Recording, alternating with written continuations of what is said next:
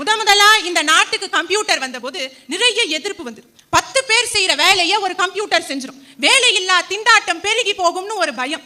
ஆனா இன்னைக்கு பெரும்பாலான இளைஞர்கள் கம்ப்யூட்டரோட தான் வேலை செய்யறாங்க.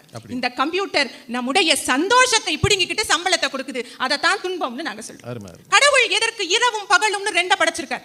பகல்ல நாம நம்முடைய கடமைகளை சரியா செய்யணும், இரவுல தூங்கணும். கம்ப்யூட்டருங்கிற எந்திரம் வந்த பிறகு என்ன ஆச்சு? இரவுல வேலை செய்யறான், காலையில தூங்குறான். இன்னும் சில பேருக்கு எது காலையில எது இரவுனே புரியல. இரவுல முழிச்சுக்கிட்டு இருக்க வேண்டிய ஆந்த கரெக்டா இரவுல முழிச்சுக்கிட்டு இருக்கு, காலையில தூங்கிடுது. இரவுல ரவுண்ட் அடிக்கிற வவ்வால் காலையில எங்கேயோ போய் தொங்குது. விடிய காலையில குருவி கத்துது, கோழி கூவுது. இதெல்லாம் அதோட வேலைகளை சரியா செய்யுது. ஏன் தெரியுமா? இதுக்கெல்லாம் கம்ப்யூட்டர் தெரியாது. கம்ப்யூட்டர் தெரிஞ்ச மனுஷன் வவ்வால் மாதிரி தொங்குறான், ஆந்த மாதிரி திரியிறான். அதுதான் பிரச்சனை. நேரத்துக்கு உணவோ சாப்பாடோ தூக்கமோ இல்ல.